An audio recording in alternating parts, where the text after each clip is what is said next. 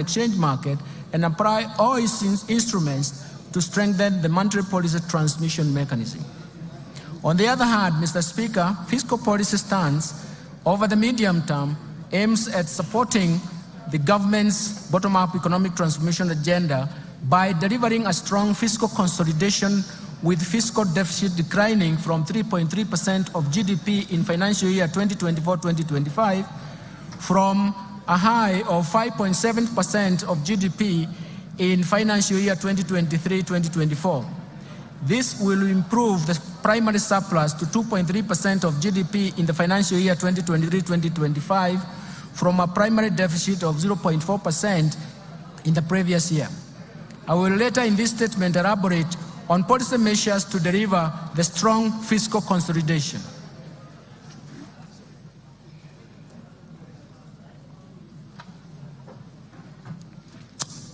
Mr. Speaker, this economic outlook is not without risks. We continue to witness external shocks and recurrence of extreme weather events that not only affect the economic activities, but also pose major fiscal risks. The government will take appropriate interventions to cushion the economy from these risks. Mr. Speaker, let me now expound on the policy priorities of the government to promote economic transformation and improve livelihoods for Kenyans. First, let me start with the bottom-up economic transformation agenda. To strengthen economic recovery, the government will accelerate the implementation of policies, programs, projects, and interventions in bottom-up economic transformation agenda. First, enhance agricultural transformation. Second, support micro, small, and medium enterprises. Third, provide affordable housing and settlement. Fourth, achieve universal health care. Fifth, support growth of the digital superhighway and creative economy that will support job creation. Towards actualizing these objectives, actualizing development objectives to the public, the government in March 2024 launched the fourth medium-term plan for the period of 2023-2027. The MTP4, as we call it, translates the better aspirations into concrete priority interventions to be implemented by both levels of government. These are premised on the value chain approach with sectors which will target sectors with the highest impact to drive the economy and sustain economic recovery. The key priority interventions focus on the following value chains. First, leather and leather products, textile and apparel, dairy, the tea industry, rice sector, edible oils, the brew economy, and natural resources including mineral and forest, and finally the construction and building materials.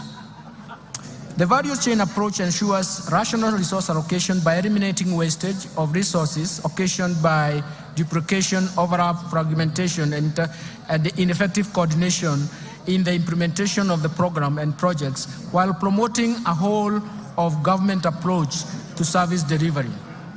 To create employment, special focus has been given to investment in special economic zones and county aggregation and industrial parks, diversification of export markets, and market access of goods and services from micro, small, and medium enterprises. Mr. Speaker, the government will also undertake the following targeted strategic interventions to support economic transformation.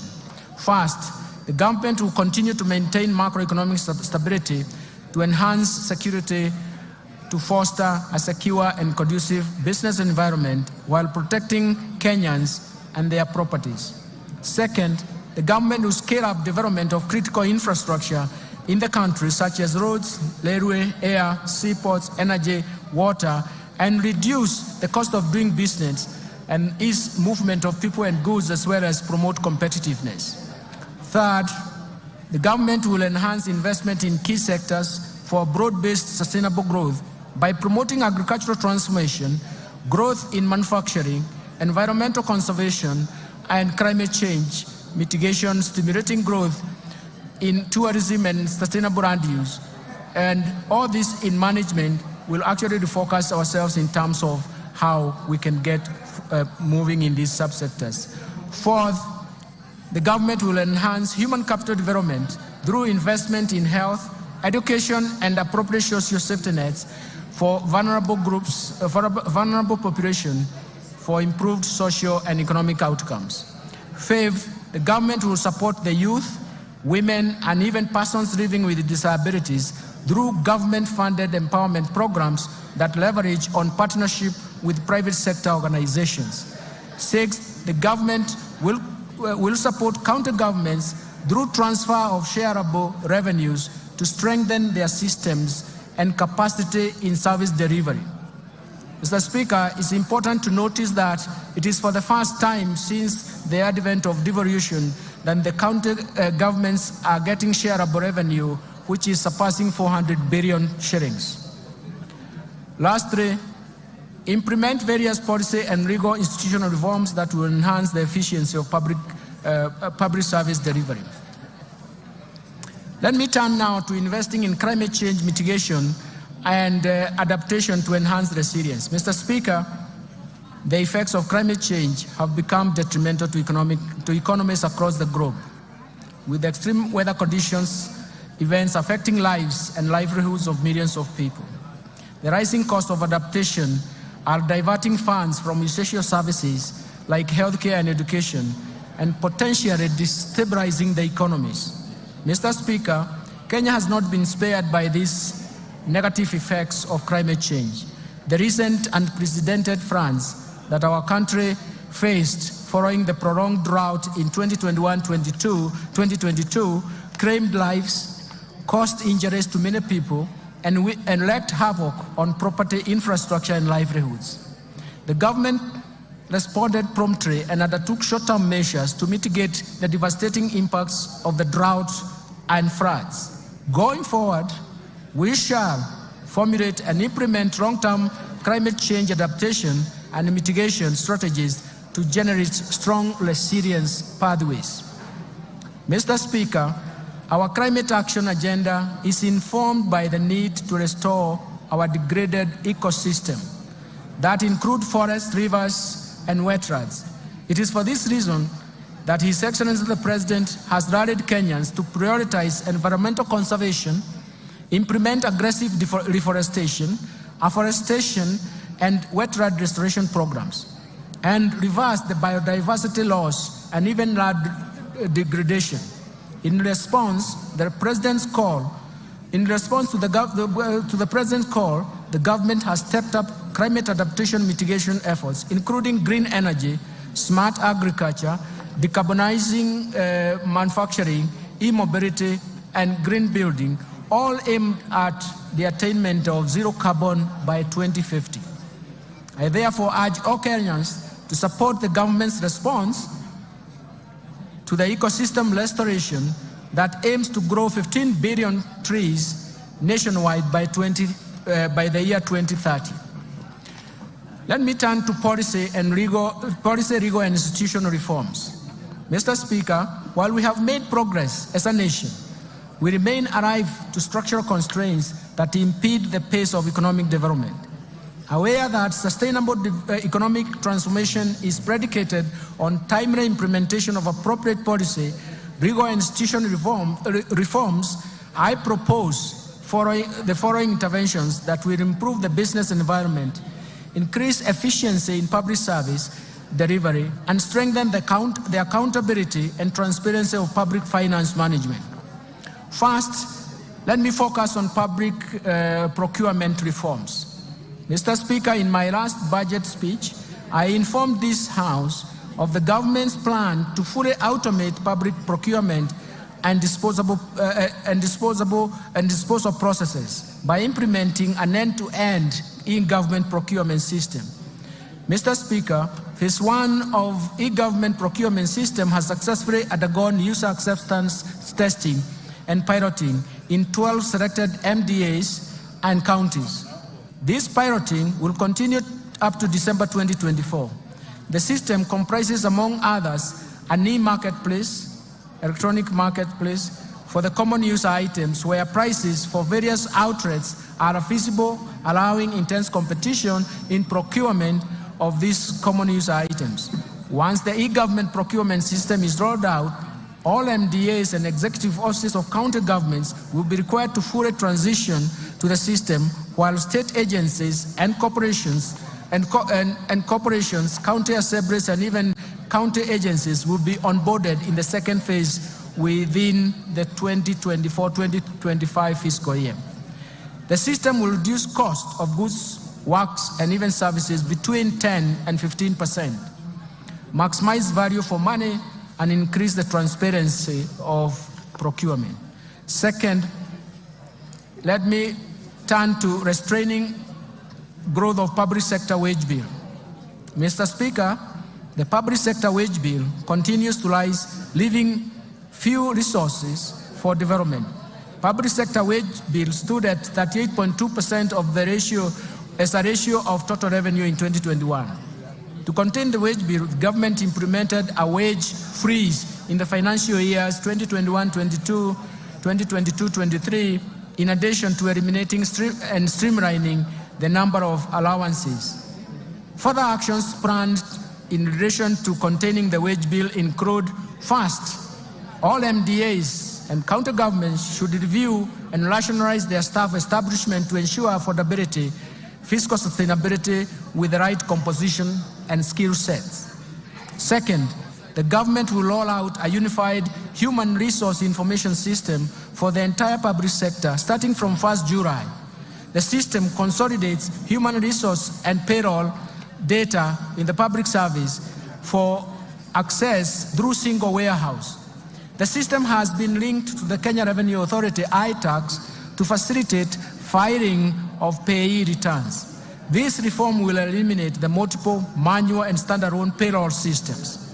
Third, the Salaries and Remuneration Commission will continue to streamline allowances paid in the public sector through harmonization and rationalization of categories, rates, rules for allowances. And fourth, the Salaries and Remuneration Commission will progressively review allowances and benefits in the future, collective bargaining agreements, and align them to the provisions of allowances policy framework for the public service. Third, let me turn to state corporations reform. In order to address the challenges faced by state corporations, including government-owned enterprises, the government will first privatize government-owned enterprises whose mandates are no longer relevant, those that require huge budgetary allocations for bailouts, and those producing goods and services that are more efficiently produced by the private sector.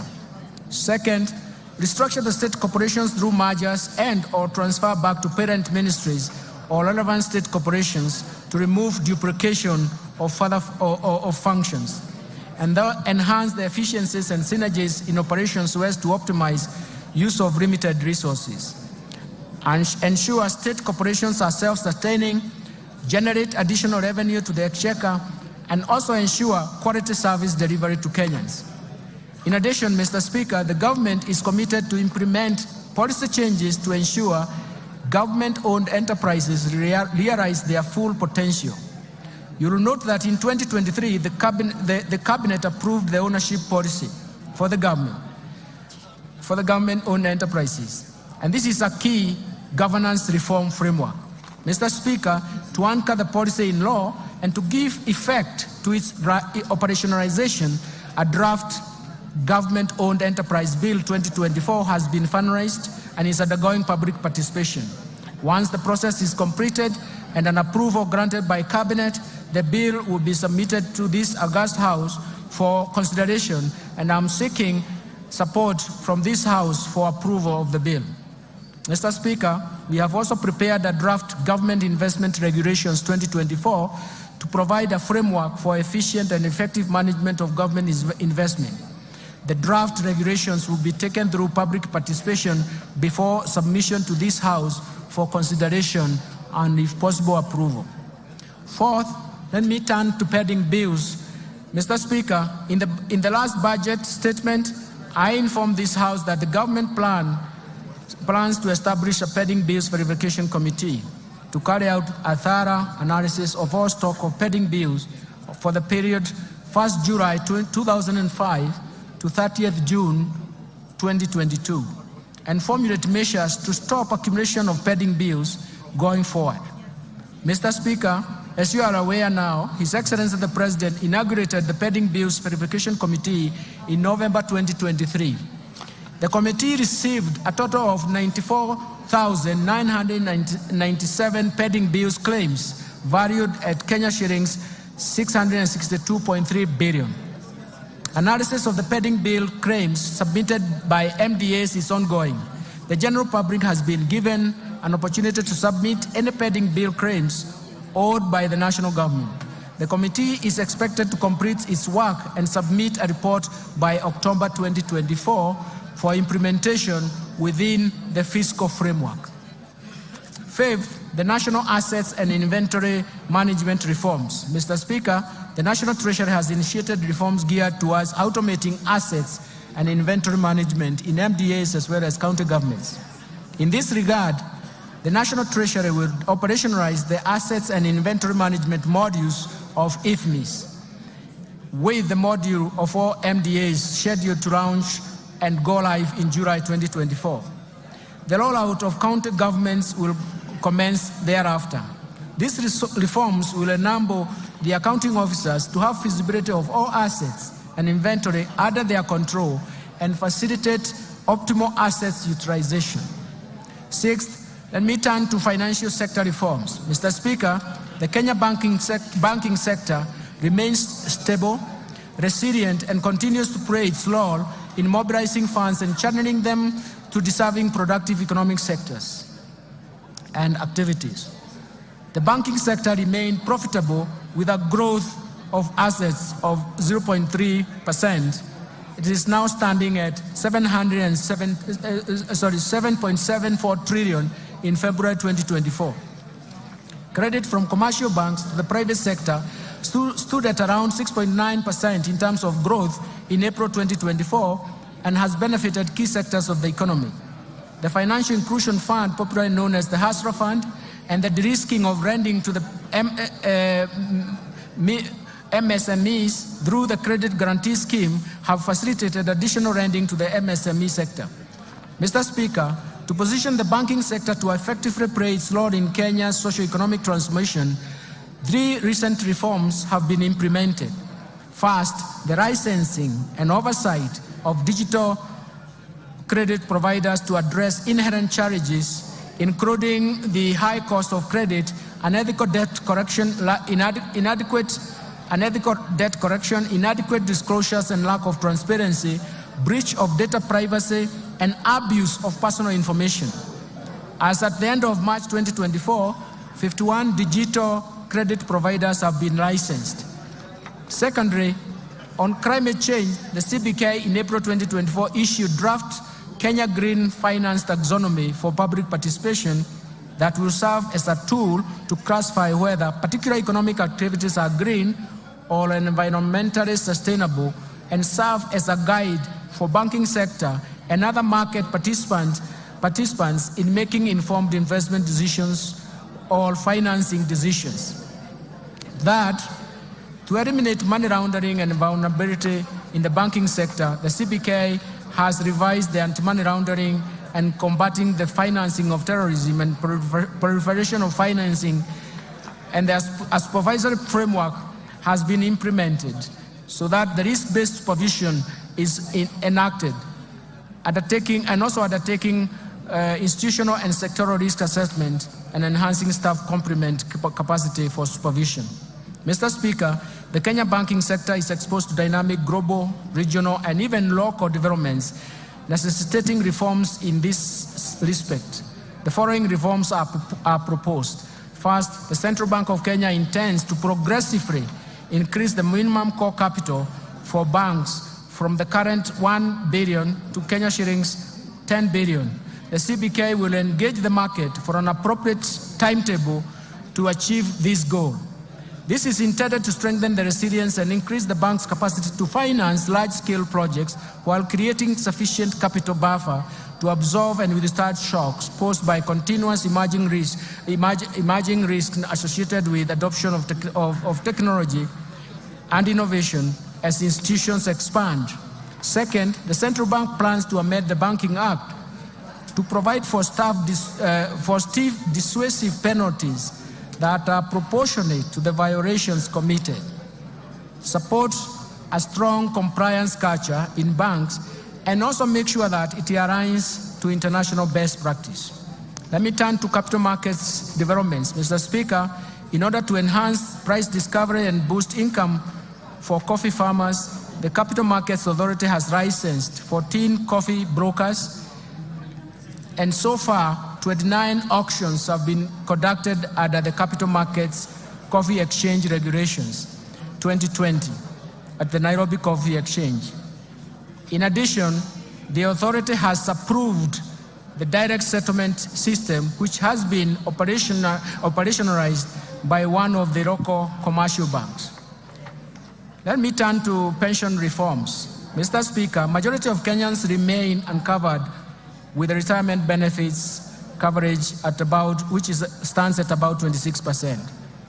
We need to address this challenge. The Cabinet has approved the National Retirement Benefits Policy in November 2023 that requires all entities to enroll all the employees, both contractual and permanent, and pensionable, for registered retirement benefits scheme. To effectively implement the policy, we have initiated the review and harmonization of all the laws governing the retirement benefits sector. Mr. Speaker, to ensure sustainability of the public service pension system, we are revamping the public service pension administration through digitization and re-engineering of the pension management system, which is expected to be completed by December 2024. Mr. Speaker, the informal sector has about 17 million workers, and that accounts for about 83% of the total workforce in the country. This segment has remained excluded from pension coverage, mainly due to its unique and heterogeneous needs. The National Treasury has established the Kenya National Entrepreneur Saving Trust, KNEST, to handle pensions from the informal sector and anchor the savings component of the hustler fund while providing a channel for voluntary savings. Let me turn to insurance reforms. Mr. Speaker, to facilitate the growth of the insurance sector, the government developed a national insurance policy. This policy is guided by the review of the Insurance Act, which has served its purpose, albeit with progressive amendments, for the last 30 years. The Insurance Professionals Bill 2024, currently under consideration by this august House, will also strengthen the standards of practice in insurance and improve stability and performance of the insurance companies. I now turn to the fiscal framework, Mr. Speaker.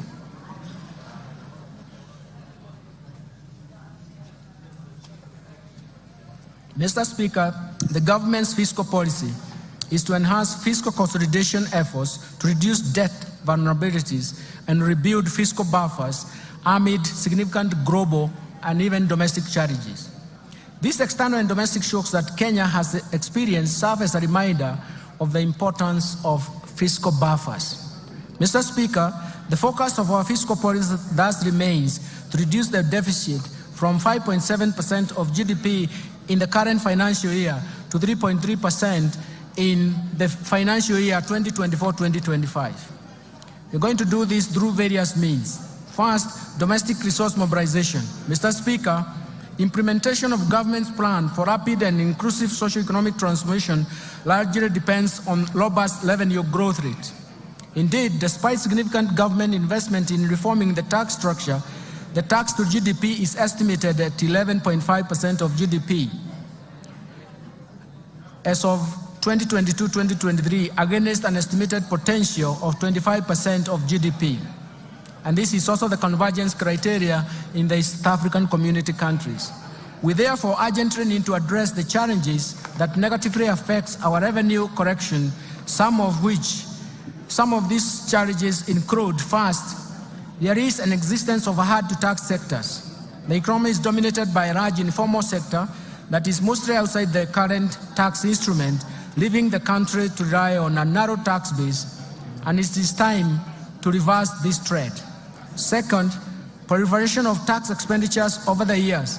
tax expenditures are estimated right now at 2.9% of GDP, if you consider the 2022 data, that it has major erosion to the tax base.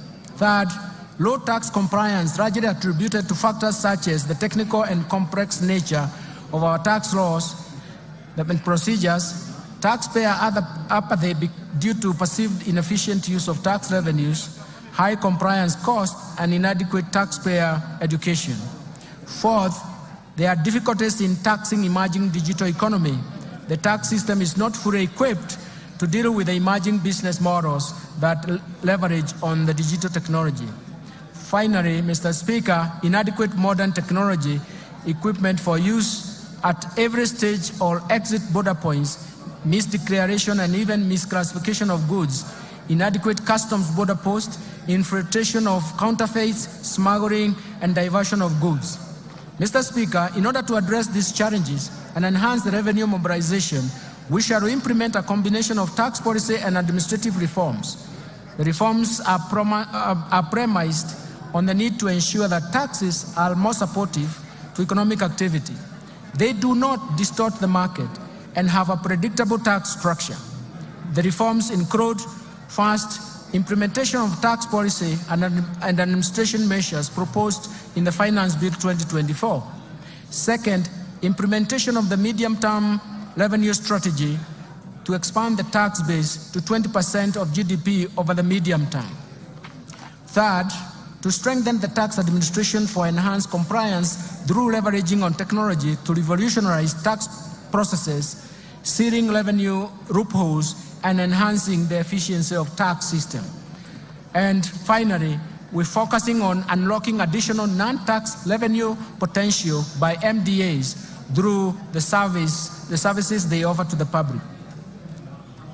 Let me turn to improving the efficiency of public expenditure. Mr. Speaker, turning to expenditures, we should ensure that our scarce resources are used in the most efficient and effective way.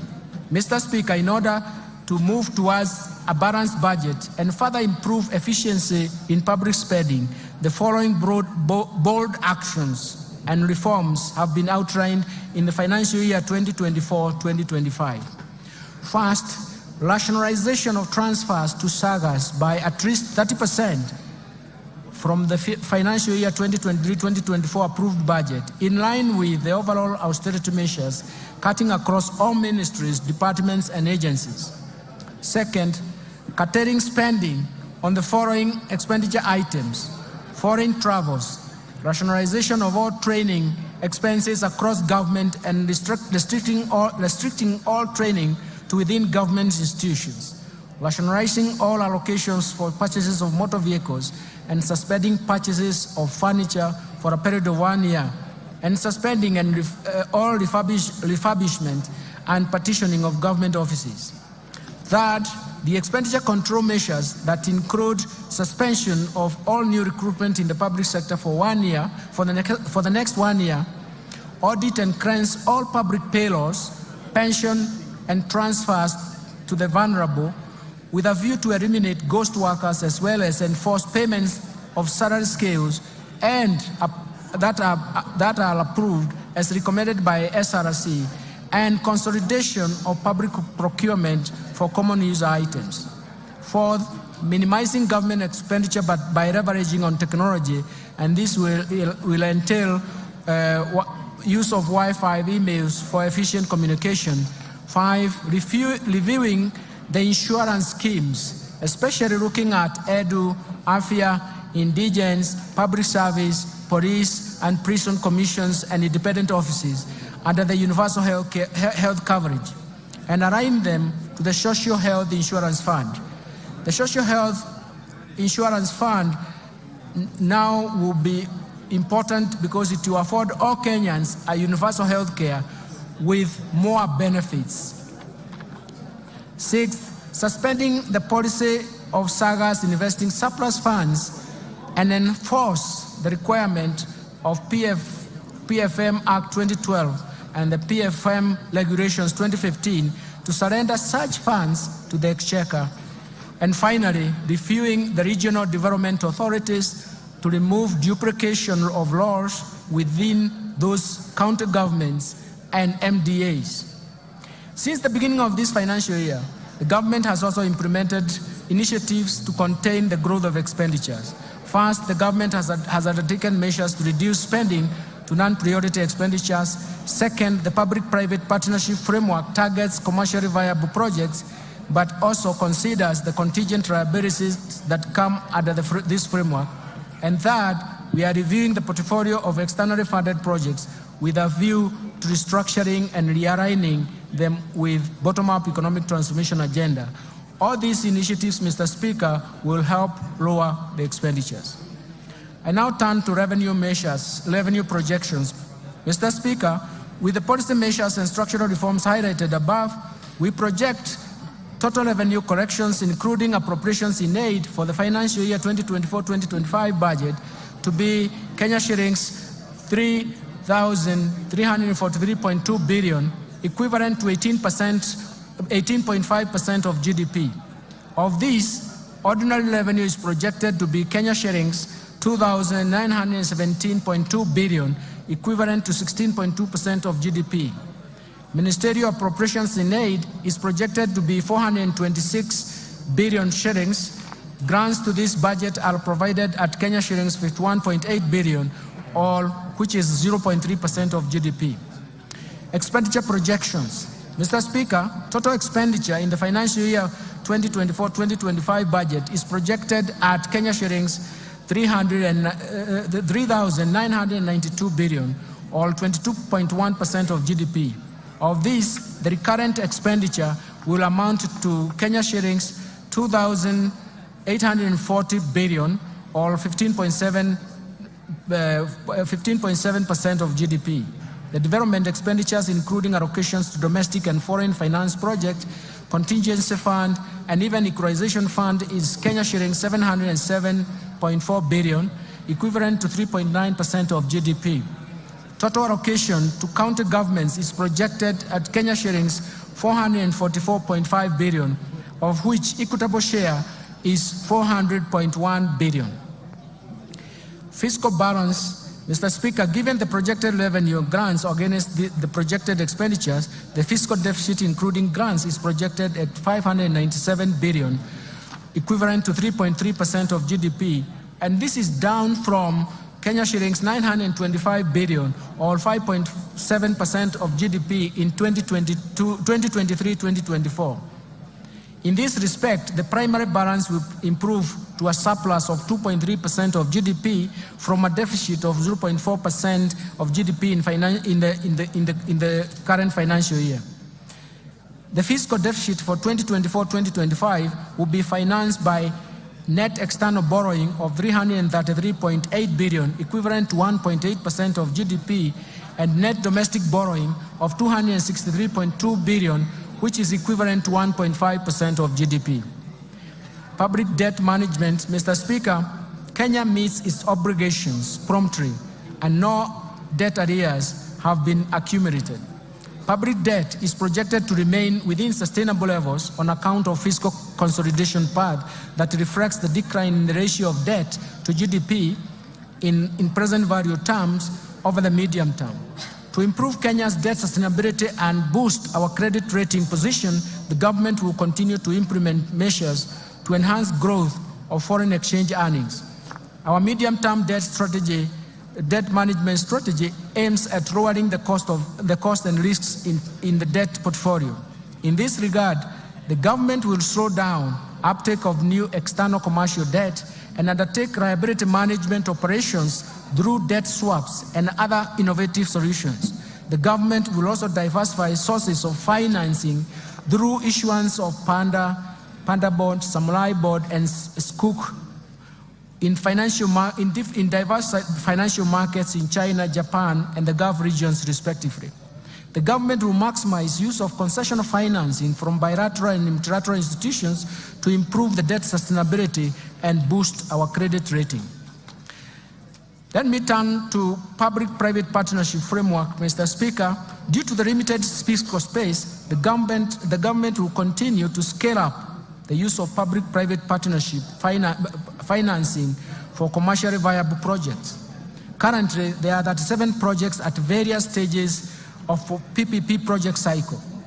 In order to enhance viability of PPP projects, I will soon be proposing amendments to the PFM Act 2012 to speed up the process of financial close, as well as ensure that the related fiscal cost and contingent liabilities are within acceptable levels.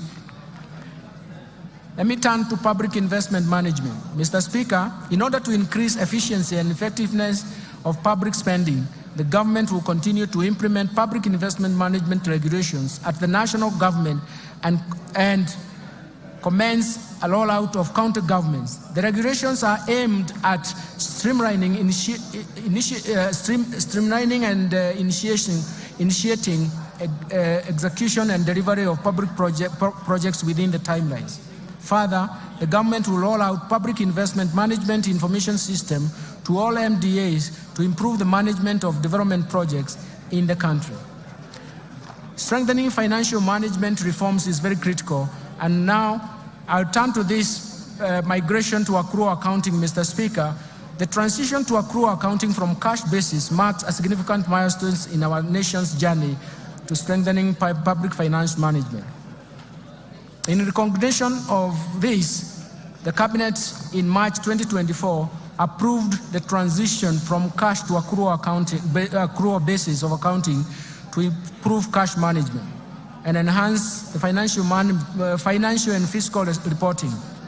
The accrual accounting will enable the government to account for all assets and liabilities, including all government assets. With accrual accounting, we will also be able to account for all pending bills, public debt, and pension liabilities. Mr. Speaker, this is an important step to strengthen the public finance management, and I will therefore direct all MDAs and county governments to migrate to accrual accounting starting July 2024. This effectively means, Mr. Speaker, that the last financial statement to be prepared on cash basis by national and county governments will be for the financial year 2023-2024.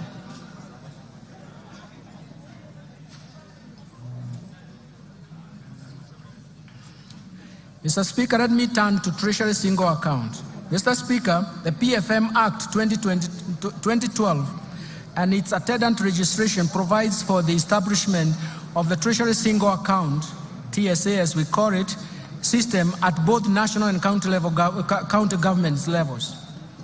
Based on the experience over the last 10 years since the enactment of PFM Act 2012, the need to review the scope of TSC implementation has become apparent. To improve public cash management, it is necessary to operationalize other elements of the TSA system and that are envisaged in the law. The automation of government payments through the Integrated Financial Management Information System, IFMIS, and the Central Bank of Kenya Internet Banking, IB, system forms a good basis to widen the scope of Treasury Single Account system. The National Treasury undertook an inventory of bank accounts and balances held by public sector entities in various financial institutions and established that as at 30th June 2023, these entities held Kenya shillings 431.7 billion with various financial institutions. These large cash balances were not immediately accessible at the time when the government was very, very cash strained. Mr. Speaker, to address this challenge and underscore the government's unwavering commitment for fiscal discipline, transparency, and efficiency in the management of public finances, the Cabinet approved the implementation of Treasury Single Account system in a clustered approach. The system will consolidate government cash resources into a single account held at the Central Bank of Kenya and sub-treasury single accounts at the commercial banks. The National Treasury in this respect will establish a treasury function to manage the TSA and the TSA sub-account structure so that every day the government financial position is known and ascertained. The migration of the TSA system commences on 1st July 2024. Let me now turn to resource allocation under the bottom-up economic transformation agenda. Mr. Speaker, let me turn the highlights to government spending priorities in the coming financial year. And in light of the revenue challenges, significant expenditure demands, spending in the financial year 2024 to 2025 will focus on bottom-up economic transformation agenda priorities on 5 core areas with the highest impact on the economy. The first one will be agricultural transformation and inclusive growth. Mr. Speaker, the government focus will be on agricultural transformation and inclusive growth through the value chains approach. This aims at providing adequate and affordable working capital to all farmers through cooperative societies. This, we consider them as aggregators, and deploy the modern agricultural risk management instruments that ensure farming is profitable and incomes are predictable. In addition, it aims to transform farmers from food deficit to surplus producers through input finance, subsidies, and intensive agricultural extension support. This will raise productivity of key food value chains, reduce dependence on basic food imports, revamp underperforming export crops, and expand to new high-value emerging crops, and boost tea value chain through breeding and branding. Mr. Speaker, to attain food and nutrition security, I proposed an allocation of Kenya shillings 54.6 billion for various programs under this sector. This includes Kenya shillings 10 billion for the fertilizer subsidy program, Kenya shillings 6.1 billion for the National Agricultural Value Chain Development Project, Kenya shillings 2.5 billion for the Enable Youth program, Kenya shillings 2.4 billion for the Enable Youth and Women in Agriculture, Kenya shillings 747 million for small-scale irrigation value chain, irrigation and value addition project, Kenya shillings 642.5 million for the food security and crop diversification project. Mr. Speaker, to improve livestock production, I propose Kenya shillings 2.4 billion for de-risking, inclusive and value enhancement of pastoral economies program, Kenya shillings 1.5 billion for livestock value chain support project, Kenya shillings 1.5 billion for Kenya livestock commercialization program, Kenya shillings 192.5 million for the embryo transfer project. I have also proposed Kenya shillings 300 million for the development leather industrial park, Kenani. Mr. Speaker, to support the growth of the brew economy, I propose a total of Kenya shillings 11.3 billion to the brew economy and fisheries subsector. This includes 3.7 billion to aquaculture business development project, Kenya shillings 3.1 billion to the Kenya Marine Fisheries and Socio-Economic Development Project, Kenya shillings 540 million for rehabilitation of fish riding sites, Kenya shillings 695.5 million for Riwatoni Ultra-Modern Fish Hub, and Kenya shillings 600 million for marine fish assessment. Mr. Speaker, to raise agricultural productivity and enhance resilience to climate change risks in targeted smallholder farming and even pastoral communities, I propose an allocation of 340 million shillings towards adding drought and emergencies project. Mr. Speaker, to ensure legitimacy of RAD ownership and settle the RAD race, I propose a sum of 5.5 billion. This allocation will cater for the processing and registration of the title deeds, settlement of the RAD race, digitization of the RAD registry, georeferencing of RAD parcels, and construction of RAD registries. Second, I want to turn to transforming micro, small, and medium enterprises economy. Mr. Speaker, accessibility and affordable credit to most Kenyans at the bottom of the pyramid remains a challenge. To address this challenge, the government is proposing an additional allocation of 5 billion shillings to the Financial Inclusion or Hustlers Fund to scale up access to credit for households and MSMEs. I also propose an additional 200 million for the Youth Enterprise Development Fund, Kenya shillings 162.5 million for the Center for Entrepreneurship Project, and Kenya shillings 1.9 billion for rural Kenya Financial Inclusion Facility. Third, let me turn to housing and settlement, Mr. Speaker. Mr. Speaker, the government's commitment to turn the housing challenge into an economic opportunity to create quality jobs for the youth directly in the construction sector and indirectly through the production of building products.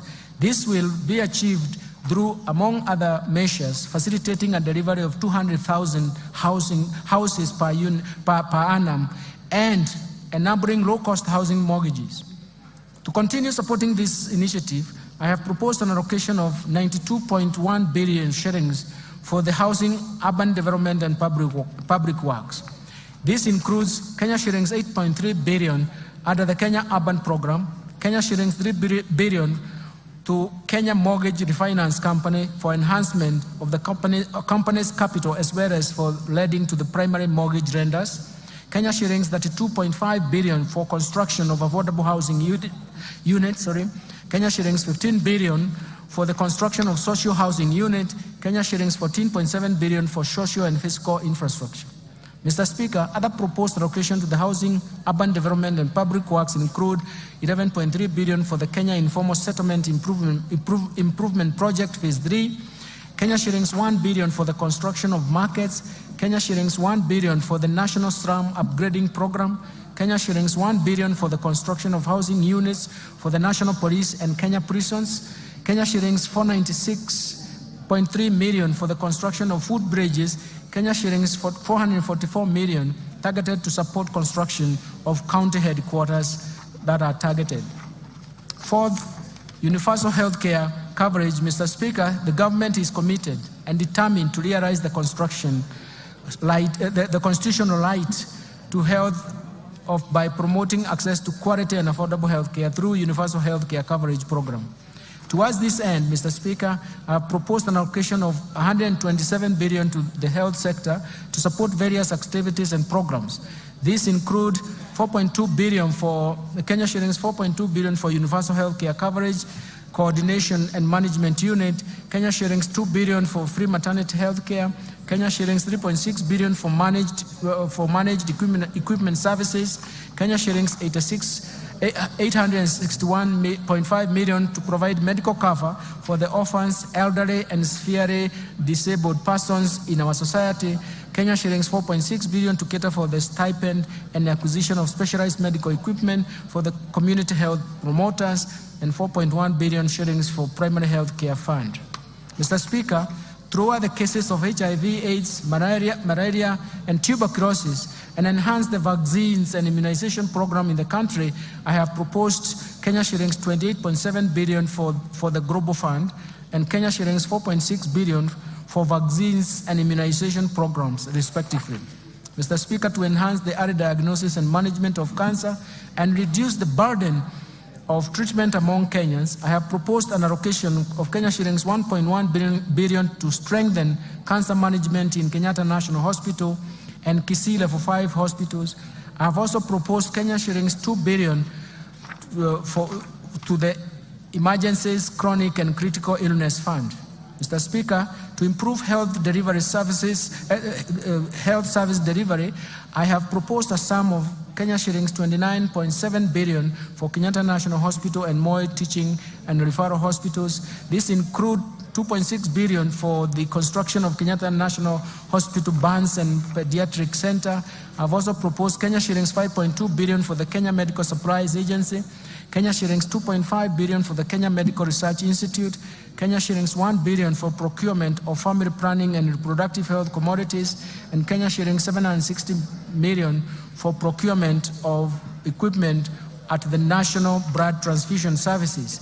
Further, to strengthen the capacity of medical personnel, I have proposed Kenya shillings 3.7 billion for medical interns, Kenya shillings 406 million for training of health personnel, and Kenya shillings 8.6 billion for Kenya Medical Training Center. Finally, the digital superhighway and creative economy. Mr. Speaker, investment in digital superhighway and creative economy continues to play a critical role in enabling the government achieve the objectives of bottom-up economic transformation agenda through increased productivity and competitiveness. On the creative economy promotion and of music, theater, and graphic design, digital animation, fashion, and craft, among others, continues to create jobs opportunities for the youth. Mr. Speaker, to support the growing digital superhighway and creative economy, I have proposed an allocation of Kenya shillings 16.3 billion to fund the initiatives in the information, communication, and technology sector. Specifically, this proposed allocation includes 1.1 billion for government shared services, 704 million for digital superhighway, 2.3 billion for the construction of Kenya Advanced Institute of Science and Technology at Concert Technopolis, 2.8 billion for Kenya Digital Economy Acceleration Project, and 2.8 billion for maintenance and rehabilitation of the last mile county connectivity network. In order to fast-track the developments of the Concert Technopolis city, I have proposed an allocation of 1.5 billion for the horizontal infrastructure phase 1 and Kenya shillings 5.2 billion for the Concert data center and smart city facilities. Other key allocations to critical sectors supporting better include investment in critical infrastructure. Mr. Speaker, the government continues to expand and maintain critical infrastructure in roads, railways, sea, and airports to achieve socio-economic transformation that will also enhance Kenya's competitiveness and facilitate cross-border trade and regional integration. Towards this end, I have proposed an allocation of Kenya shillings 193.4 billion for development of roads. This includes 86.2 billion to support construction of roads and bridges, Kenya shillings 37.7 billion for the rehabilitation of roads, and Kenya shillings 69.5 billion for road maintenance. Mr. Speaker, to expand the railway transport and even associated infrastructure, I have proposed Kenya shillings 25.2 billion. I have also proposed Kenya shillings 2.4 billion for infrastructure development at Dogokudu Special Economic Zone, Kenya shillings 1 billion for Nairobi Bus Rapid Transport Project, Kenya shillings 316 million for promotion of e-mobility project, and Kenya shillings 239.4 billion for the development of Nairobi Railway City. To facilitate movement of goods and people in our inland waters, I have proposed an additional Kenya shillings 200 million for acquisition of ferries for Lake Victoria. Mr. Speaker, to scale up production of reliable and affordable energy, I have proposed an allocation of 69.7 billion to the energy subsector. This includes Kenya shillings 27.8 billion for the national grid system, Kenya shillings 24 billion for rural electrification, Kenya shillings 14 billion for the development of geothermal energy, Kenya shillings 2.2 billion for the alternative energy technologies, and Kenya shillings 920 million for the development of nuclear energy. Mr. Speaker, I now turn to improving education outcomes. The government continues to invest in education to improve education outcomes and create a level playing field for all Kenyan children. Mr. Speaker, from this end, I have proposed a total allocation of 656.6 billion, or 27.6% of total expenditures to the education sector. This includes Kenya shillings 358.2 billion to the Teachers Service Commission, Kenya shillings 142.3 billion for basic education, Kenya shillings 128 billion for higher education and research, Kenya shillings 30.7 billion for technical vocational education and training. Mr. Speaker, the allocation of the education sector includes Kenya shillings 9.1 billion free primary education, 61.9 billion shillings for free day secondary education, Kenya shillings 30.7 billion for junior secondary school capitation, and Kenya shillings 5 billion for the examinations fee waiver. In addition, Mr. Speaker, I have proposed an allocation of Kenya shillings 13.4 billion for the conversion of 46,000 junior secondary school interns to permanent and pensionable terms. Kenya shillings 1.3 billion for the training of teachers on competency-based curriculum, and Kenya shillings 360 million for the digital literacy program and ICT integration in our secondary schools. Mr. Speaker, to support infrastructure and infrastructure development and ensure safe learning in our schools, I have proposed an allocation of Kenya shillings 3.2 billion for primary and secondary schools infrastructure, Kenya shillings 1 billion for construction of classroom for junior secondary schools, and Kenya shillings 2.3 billion for the construction and equipping of technical training institutes and vocational training centers. Further, I have proposed Kenya shillings 11.1 billion for the Kenya Primary Education Equity in Learning Program, Kenya shilling 1.8 billion for construction of integrated resource centers, and Kenya shillings 1.5 billion for the Kenya Secondary Education Quality Improvement Project. Mr. Speaker, other proposed allocations to the education sector include Kenya shillings 1.1 billion for the research, science, and technology innovation. Mr. Speaker, the government is implementing the new funding model for public universities and TVET institutions through the provision of government scholarships and loans apportioned according to students' need. The new funding framework seeks to offer students whose households are at the bottom of the pyramid equal opportunity in accessing university education as well as technical training. Towards this end, Mr. Speaker, I have proposed an allocation of Kenya shillings 35.9 billion to the Higher Education Roads Boards for provision of loans to university and TVET students, Kenya shillings 16.9 billion for the scholarship for university students, and Kenya shillings 7.7 billion capitation and scholarship for TVET students. Let me move now to supporting manufacturing for job creation. Mr. Speaker, further to promote local industries, I have proposed an allocation of Kenya shillings 23.7 billion under various implementing ministries, departments, and agencies. Out of these, 4.5 billion will support establishment of county integrated agro-industrial parks, Kenya shillings 1.9 billion for supporting access to finance and enterprise recovery SAFA project, Kenya shillings 1.1 billion for construction of investor sheds in Athi River, Kenya shillings 1.9 billion for establishment of 6 flagship export processing zones hubs, Kenya shillings 440 million to the development of special economic zones textile park in Naivasha, and Kenya shillings 1 billion for the Kenya Jobs Economic Transformation KJET. In addition, Mr. Speaker, in order to revitalize and maximize benefits from our cash crops, the government will make further investments towards revival and enhancement of output. In this respect, Mr. Speaker, I have proposed Kenya shillings 2 billion for Coffee Cherry Revolving Fund.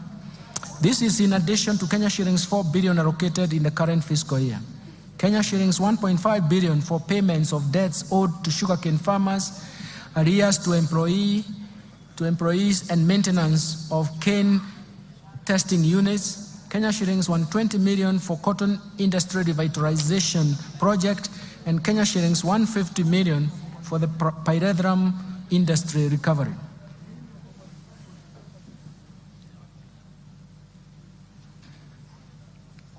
Mr. Speaker, in order to reduce over-reliance of the importation of edible oils and encourage local production and processing, I have proposed Kenya shillings 90 million for the coconut industry revitalization project, Kenya shillings 260 million for the National Edible Oils Crop Promotion Project, and an allocation to National Agricultural Value Chain Development Project, which includes support for cashew nut development. Mr. Speaker, to enhance milk processing, I have proposed Kenya shillings 1.5 billion for excess milk mop-up, Kenya shilling 500 million for modernization of KCC milk factories, and Kenya shillings 250 million for the construction of a milk factory in Narok.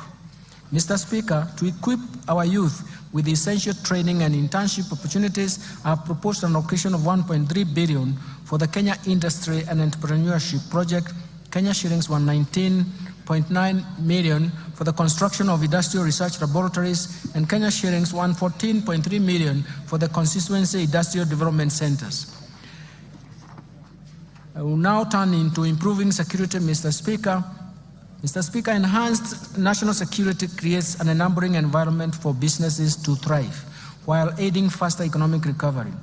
It is In this regard, I have proposed an allocation of 377.5 billion to support the operations of the National Police Service, Defense, and National Intelligence Service and Prison Services.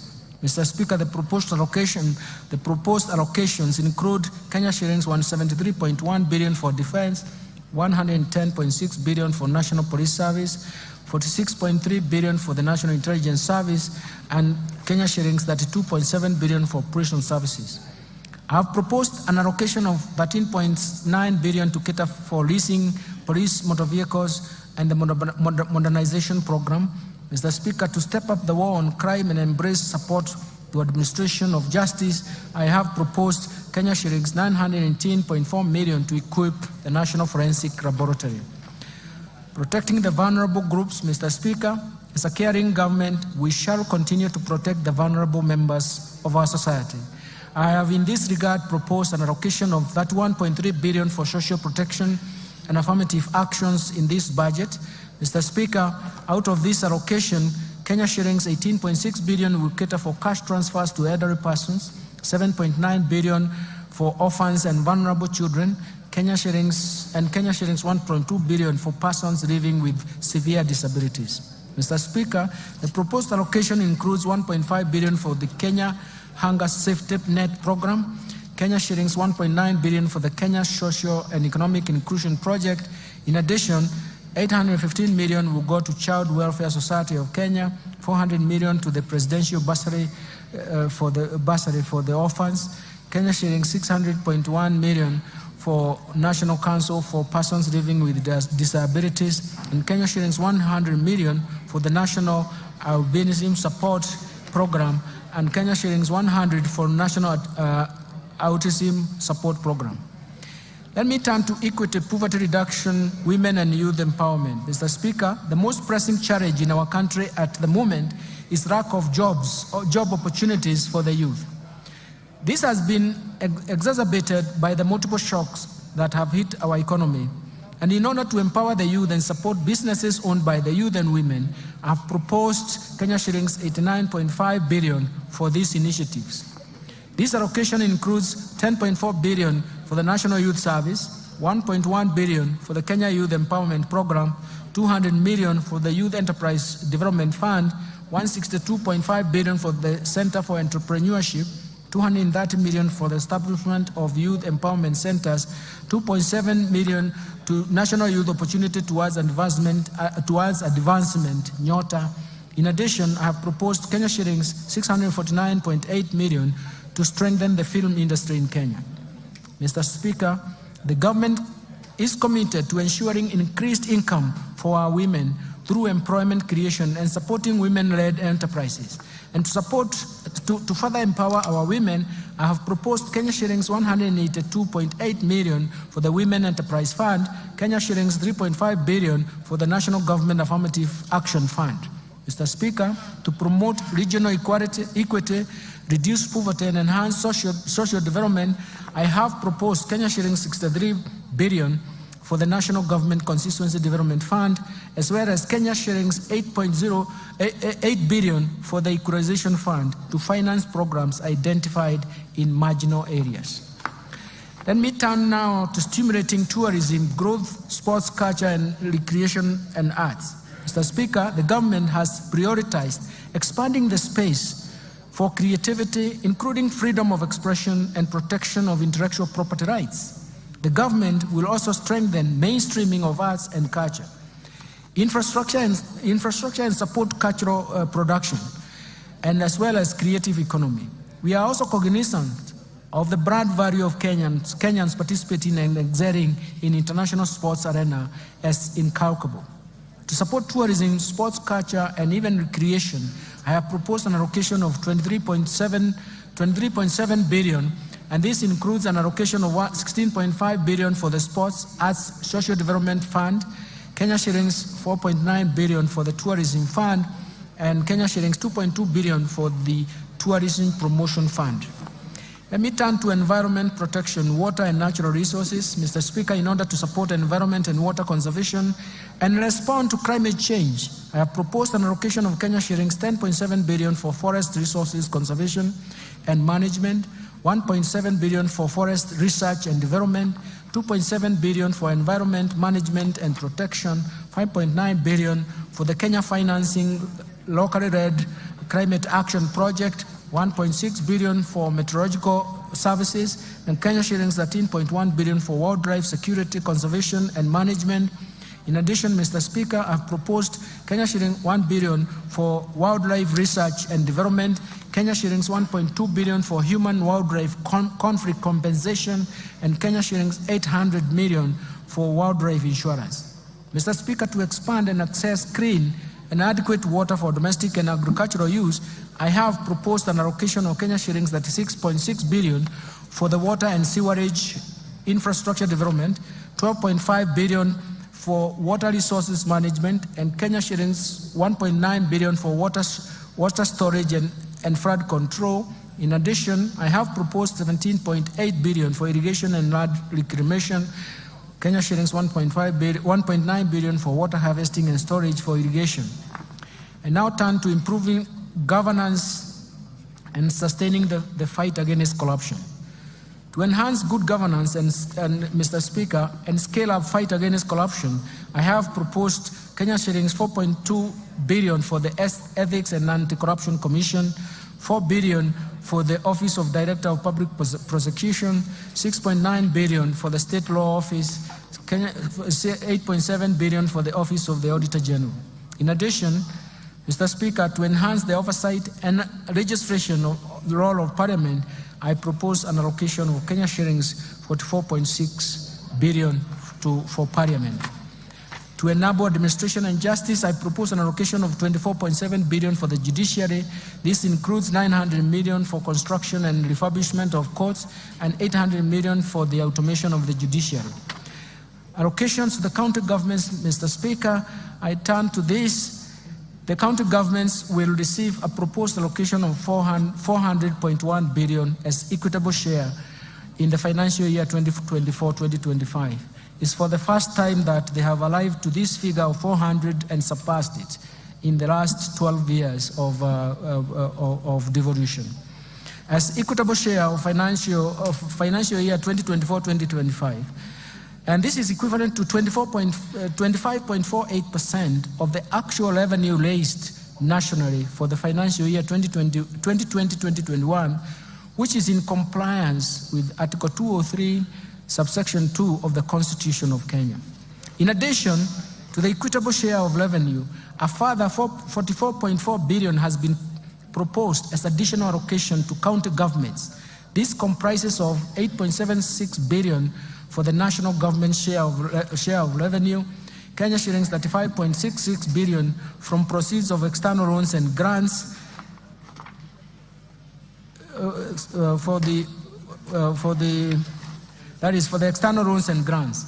Equalization Fund, Mr. Speaker, we have proposed an allocation of 8 billion for the Equalization Fund, which is 0.5% of the actual revenue raised nationally in 2020-2021 reference year. Measures to enhance county government's own source revenue, Mr. Speaker, the National Treasury is implementing a policy to support the enhancement of own source revenue by county governments as we await the enactment of the National Rating Bill. This bill will enable the county governments to correct more property rates, including contribution in lieu of rates. In addition, Mr. Speaker, a multi-agency committee has been formed to manage the rollout of the proposed integrated county revenue management system in 47 county governments. This system will increase transparency, accountability, and efficiency in revenue collection. Let me turn now to taxation measures, Mr. Speaker.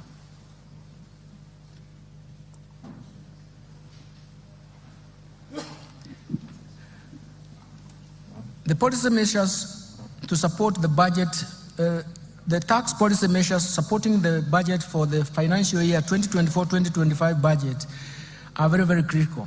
In the course of the year, in the course of this year, we embarked on tax policy review through a number of tax studies that will support the development of a progressive tax system. Mr. Speaker, the objective of these reforms is to develop an elaborate tax policy that will raise adequate revenue to finance recurrent as well as development budgets. For this to materialize, we intend to first to develop diverse methods to enlarge the tax base. Second, we want to make sure that we minimize tax expenditures that amount to Kenya shillings 396 billion, which is equivalent to 2.9% of GDP as of 2022. Of the Kenya shillings 396 billion, 63.1% of it is on VAT refunds alone on zero-rated final consumer goods. Third, we want to create a tax system that is not only predictable to taxpayers, but also yields predictable revenues to government. Fourth, we want to develop a tax system that supports markets, that supports production, consumption, and even investments. Mr. Speaker, thank you. Mr. Speaker, the year 2024-2025 marks the beginning of these reforms through the proposed amendments in various tax laws contained in the Finance Bill 2024. Mr. Speaker, these reforms are part of a wider tax policy reforms contained in the medium-term revenue strategy, and I will shortly be providing highlights of these reforms. Additionally, Mr. Speaker, during the East African Community pre-budget consultations held in May 2024, the ministers responsible for finance and economic planning in the East African Community region agreed on customs measures that will support and protect industries in the region. Mr. Speaker, the tax measures proposed in the Finance Bill 2024 and the said custom measures are expected to generate an additional Kenya shillings 346.7 billion or 1.9% of GDP to the exchequer for the financial year 2024-2025. Let me start with custom duties. Mr. Speaker, allow me to provide highlights of some of the custom measures agreed during the pre-budget consultation with the East African Community partner states. Mr. Speaker, the ministers agreed on a number of measures for enhancing the competitiveness of locally manufactured products by allowing stays of application for the East African Community Common External Tariff, not to change the rates and where necessary, adopt higher rates of duty to encourage local production in East African Community countries. The ministers also agreed on duty remissions for raw materials and inputs used by local manufacturers to facilitate East African Community domestic production. Mr. Speaker, in order to meet local demands and enhance food security in Kenya on key staple foods, Kenya was granted an extension of the current stay of application of to import rice at a duty rate of 35% or US $200 per metric ton, whichever is higher, for 1 year, instead of East African Community Common External Tariff rate of 75% or $345 per metric ton, whichever is higher. And also, Kenya was allowed to import wheat at a duty rate of 10% instead of 35% for 1 year under the EAC, East African Community Duty Remission Scheme. Mr. Speaker, Kenya has a strong assembly of electronics industry, including mobile phones. In order to further open up the ICT sector to more investors, Kenya requested for duty remission on inputs for manufacture and assembly of smart telecommunication devices, including mobile phones, laptops, and tablets. This request was granted. Mr. Speaker, the local assembly of automotives continues to facilitate job creation with positive ripple effects in other supportive sectors, especially in the manufacturing of spare parts. In this regard, Kenya continued to develop capacity in the assembly of prime movers, road tractors, trailers, to meet both local and regional demand. In order to safeguard this capacity, Kenya was granted a stay of application of East African Common External Tariff rate of 10% to apply a duty rate of 25% for prime movers and 35% for trailers for 1 year. Further, In order to continue supporting the assembly of motorcycles in the region, East African community ministers in this regard agreed to extend the duty remission on importation of raw materials for the manufacture of parts used in the assembly of motorcycles, including leaf springs and wiring harness. In addition, ministers agreed to extend duty remission for completely knocked down kits for assembly of motorcycles at the rate of 10%. Mr. Speaker, the growth of investment in metal and allied subsector has enhanced the capacity to manufacture various iron and steel products in the region. To safeguard the gains in this subsector, the ministers agreed to retain the duty rate at 35% with the corresponding specific rates for imported iron and steel products for a further 1 year. In order to promote and protect textile and apparel sector, which is one of the 9 bottom-up economic transformation agenda value chains prioritized in this budget, Kenya was allowed to apply a rate of 25% on selected fabric products with corresponding specific duty rates in order to curb undervaluation and under-invoicing of imported products. Further, to ensure competitiveness of textile products that are produced locally in sufficient quantities, Kenya was granted a stay of application and will apply a higher duty of 35%. Mr. Speaker, in order to reduce production cost of animal feeds, Kenya was allowed to extend importation of inputs for manufacturers of animal feeds duty-free under the East African Community Duty Remission Scheme. Mr. Speaker, leather and leather products is one of the value chains under BETA. Kenya has sufficient supply of hides and skins to meet the demand from local manufacturers of leather and leather products. In order to promote this industry and enhance incomes of our pastoral farmers, the ministers agreed to retain a stay of application of duty import on imported leather bags at 35% for Kenya. Mr. Speaker, I have just highlighted a few of the customs measures agreed by East African Community Ministers of Finance. The complete list will be gazetted by the East African Community Secretariat and will become effective starting 1st July 2024. Let me now turn to the finance bill, Mr. Speaker.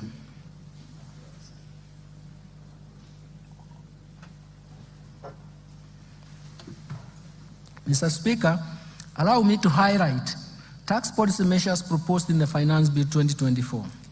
I will begin with the proposed amendments to the Income Tax Act, followed by Value-Added Tax, Excise Duty Act, Tax Procedures Act, and Miscellaneous Fees and Levies.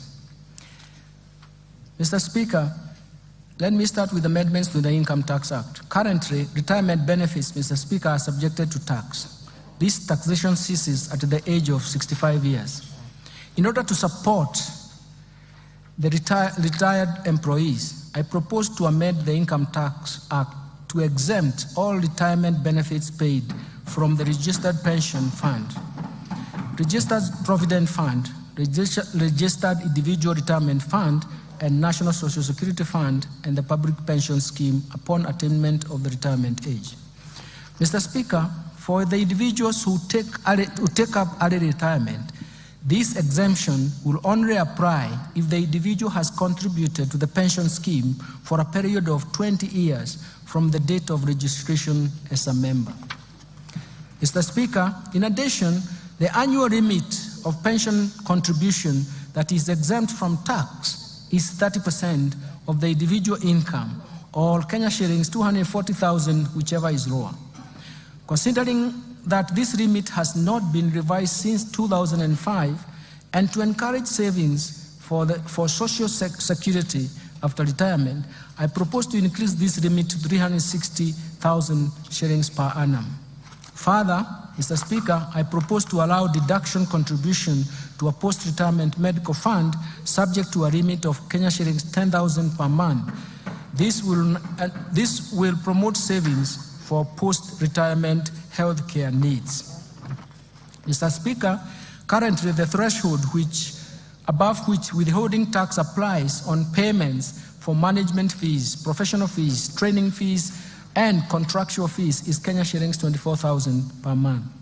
I propose to amend the Income Tax Act to remove this threshold since it creates a room for tax planning and is a challenge to tax administration. Mr. Speaker, despite the Income Tax Act providing a corporate tax rate of 30%, some taxpayers pay tax at an effective rate of less than 15%. This is due to vigorous tax planning and tax incentives provided under the Act.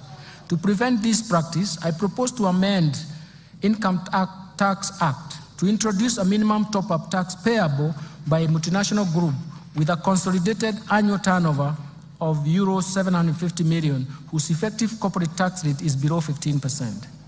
Mr. Speaker, the spectrum of license fees paid by telecommunication operators are currently not tax deductible, creating unfairness in the tax system. In this regard, I propose to amend the Income Tax Act to allow telecommunications network operators to deduct the spectrum licenses fees over a period of 10 years.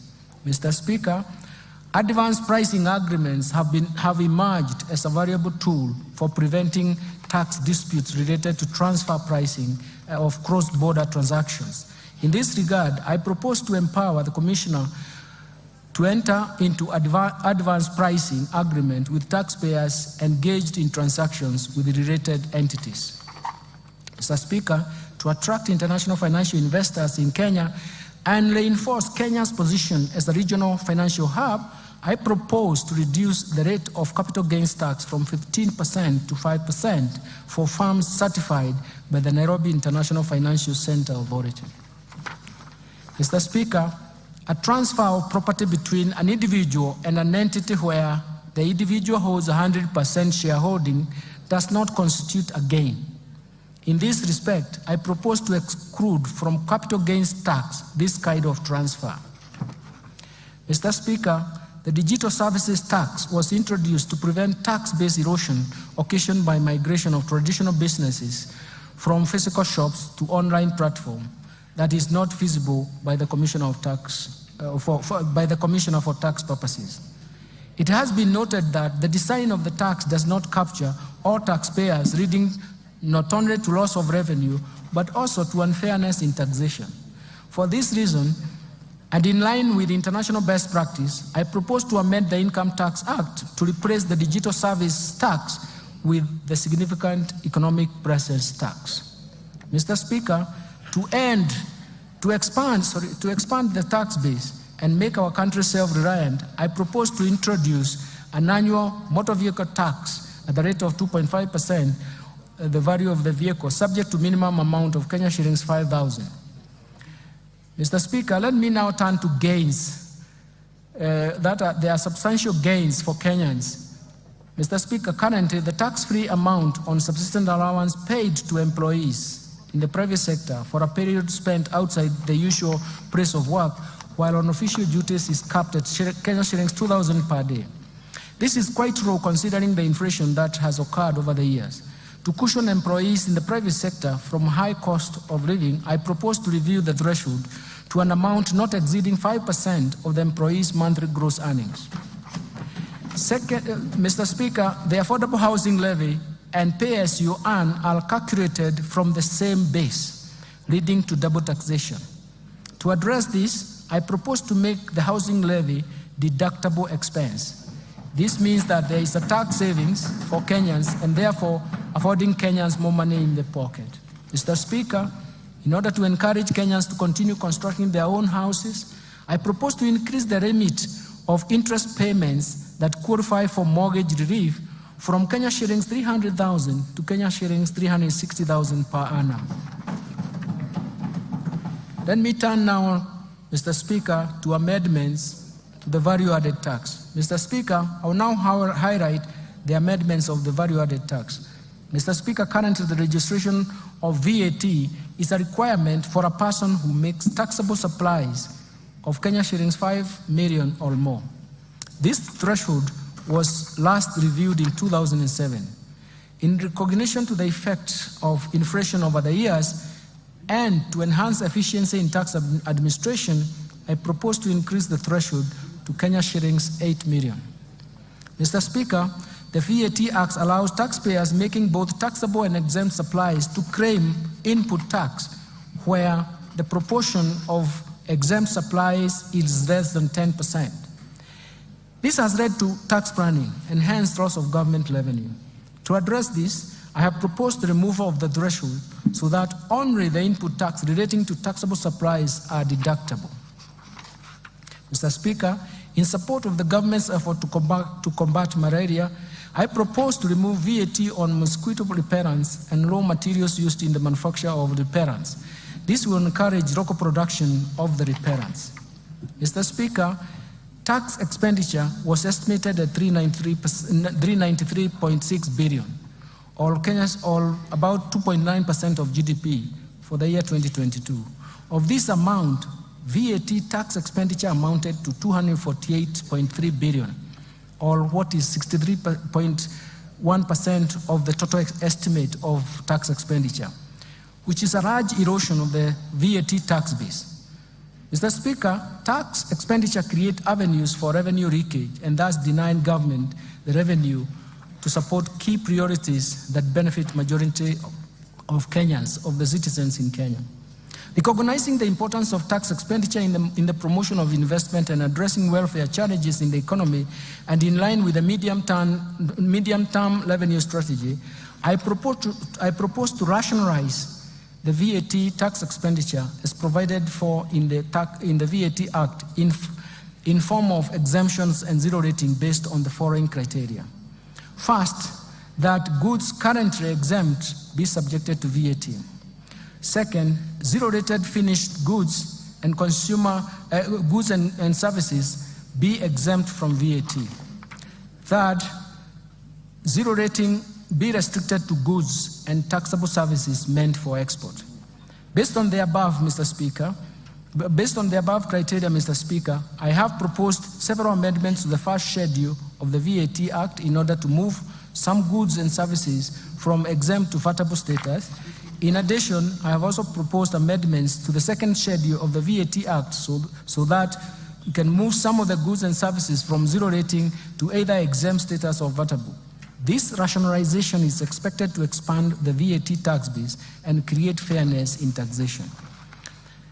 Let me turn now to amendments in the Excise Duty Act.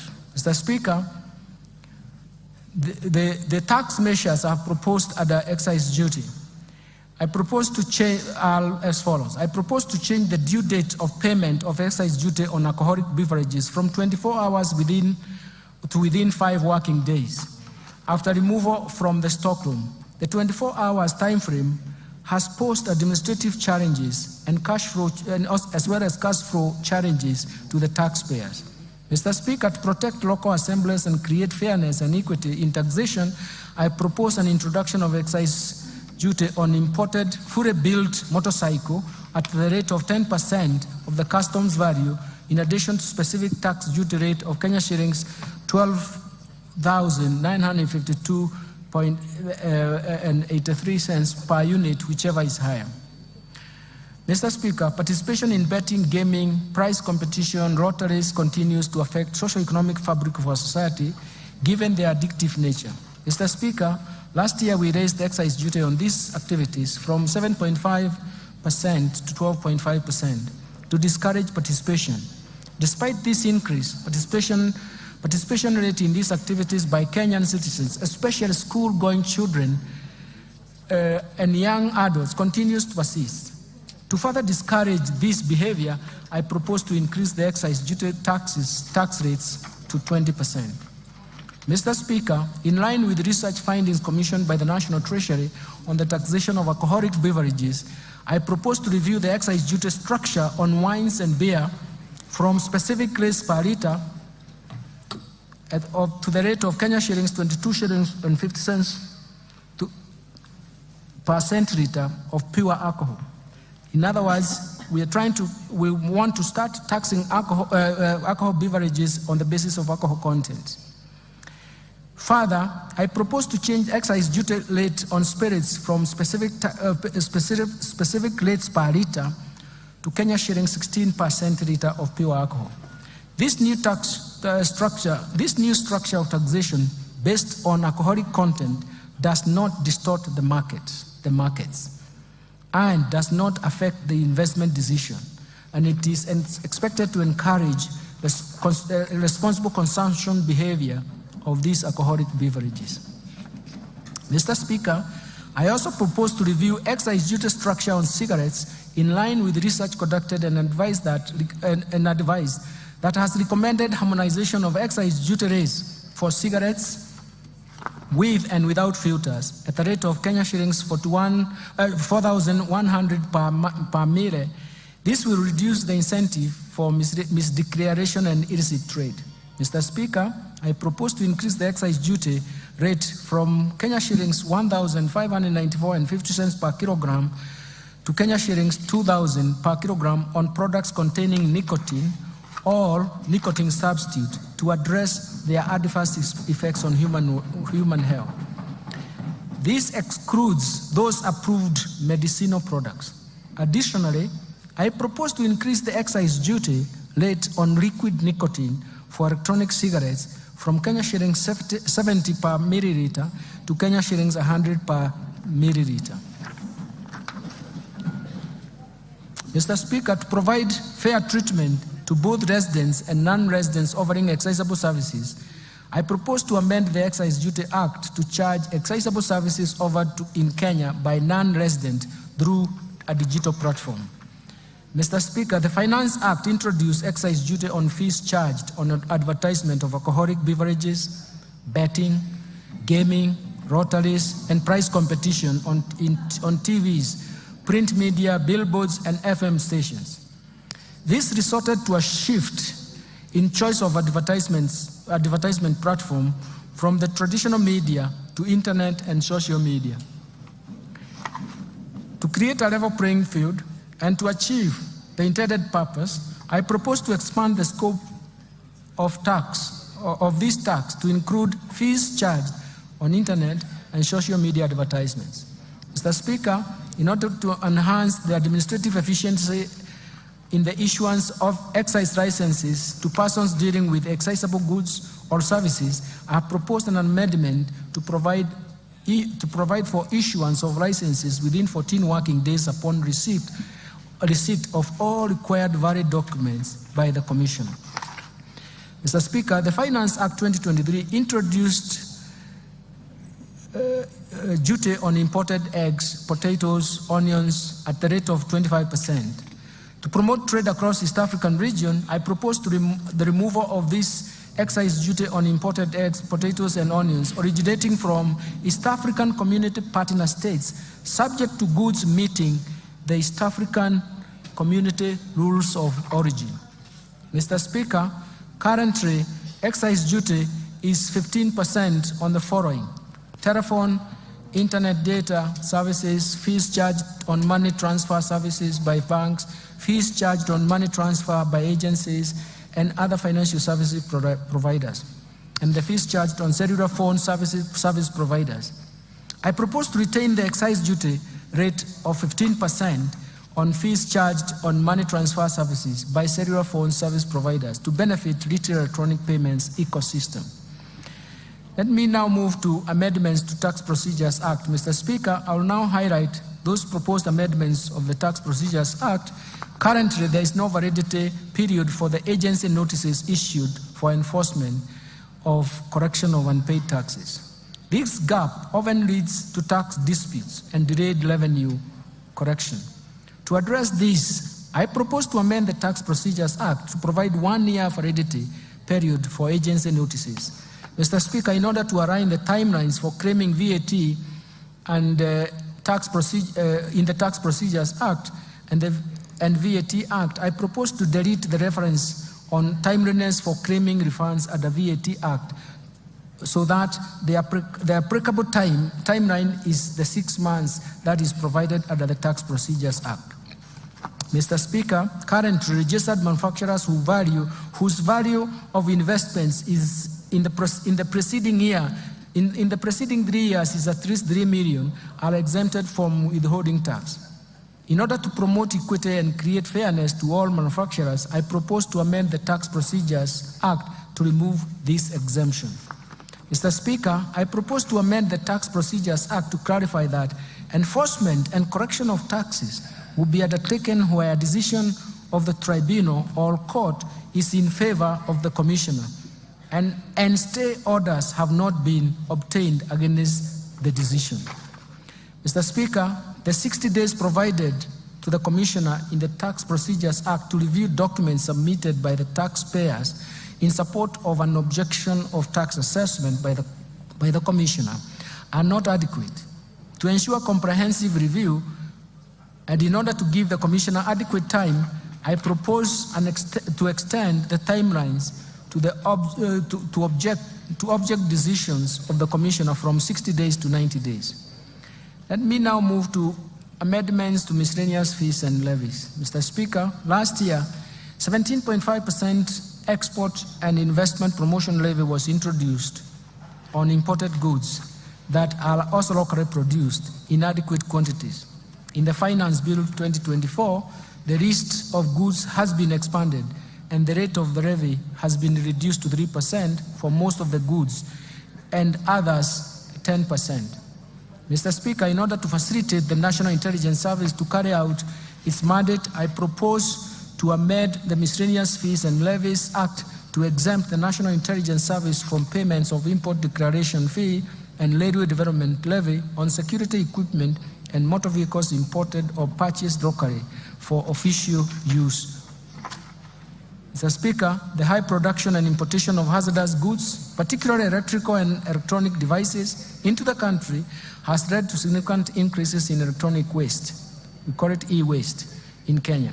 This surge in waste production poses a considerable risk to both the environment and human health. In this regard, I propose to introduce eco-levy on various products to be payable in line with the polluter pays principle. Mr. Speaker, the levy will be imposed under the Miscellaneous Fees and Levies Act.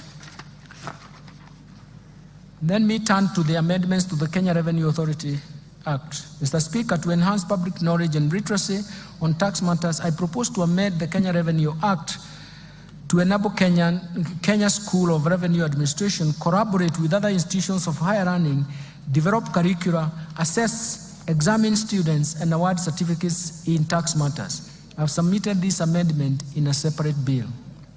In conclusion, Mr. Speaker, the government, under the leadership of His Excellency, the President, Honorable Dr. William Samoei Ruto, has succeeded in steering the economy through a very difficult period of global and domestic challenges. Remarkably, the economy has recovered from the lagged effects of COVID-19 pandemic and unwinding from persistent and successive domestic and external shocks that created some permanent effects. Mr. Speaker, the policies and structural reforms outlined in this budget have laid a firm foundation to protect the fragile recovery for a sustained socio-economic transformation. Financing development is critical to this economic transformation. That is why raising adequate revenues is a core pillar to this economic transformation and growth. I'm confident that these measures will create jobs. They will strengthen economic recovery, and they will reduce the cost of living in the country, thereby providing the much-needed relief to the common mwananchi. I therefore urge honorable members and all Kenyans to support the implementation of the measures contained in this budget for our mutual prosperity. Finally, Mr. Speaker, achieving prosperous Kenya requires leadership and support of every Kenyan.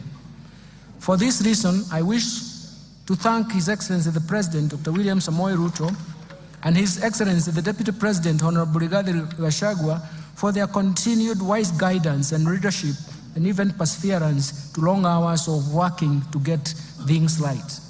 My special appreciation goes to Prime Cabinet Secretary, the Attorney General, my fellow Cabinet Secretaries, and the respective Principal Secretaries and accounting officers and staff of all MDAs for their support and contribution to the financial year 2024-2025 budget making process and contributions to these budget proposals. My sincere appreciation also goes first to you, Honorable Speaker of the National Assembly, and your counterpart in the Senate, the majority and minority leaders of the entire House leadership, including respective clerks, for overseeing the approval process of the budget estimates for the financial year 2024-2025 and related documents. Second, to honorable chairs, members of both Budget and Appropriation Committee and Finance and National Planning Committee, and all the other departmental committees of this House, as well as of the staff of the Parliamentary Budget Office, for their constructive input, excellent leadership during the approval process and the discussions that we have had in the process of these budget proposals. Third, let me thank my colleagues, the National Treasury and Economic Planning, led by Dr. Chris Kipto, the Principal Secretary, and the National Treasury, and James Mohati, the Principal Secretary of Economic Planning, State Department of Economic Planning, for their commitment, dedication, and support in the preparation of this budget process, including their own leadership in their own MDAs. Fourth, I want to thank the management and staff of the Central Bank of Kenya, Kenya Revenue Authority, financial sector regulators, and other MDAs for their contributions and advice during this budget process. My gratitude also goes to the multilateral and bilateral development partners for their continued technical and financial support. And further, I thank the private sector for its sustained contribution to the discussions we have had to support the growth of our economy. Sixth, I wish to appreciate the media and non-state actors for their active engagement and even participation in the 2024-2025 budget process. Mr. Speaker, I remain immensely grateful to my family and their support and inspiration as I execute my duties at the National Treasury and Economic Planning, which is not an easy task, I can tell you. Lastly, Mr. Speaker, my utmost gratitude goes to all Kenyans for their contributions, proposals, and suggestions received during the finalization of the budget proposals. The outcome of these measures are to our own benefits and a reward to perseverance on the difficulties that we have gone through and to solve the difficulties ahead of us. Thank you, and may God bless you. Mr. Speaker, before I resume my seat, you recall that I have already submitted to this House the budget estimates and the Finance Bill 2024 together with the accompanying documents as required by the Public Finance Management Act 2012. Today, I further submit the following documents to this august House, and I request that you graciously receive them. First, the budget statements for the financial year 2024-25. Second, the 2024 budget policy statement. Third, estimates of revenue, grants, and loans for the financial year 2024-2025 budget. Fourth, financial statements for the financial year 2024-2025 budget. Fifth, medium-term debt management strategy 2024.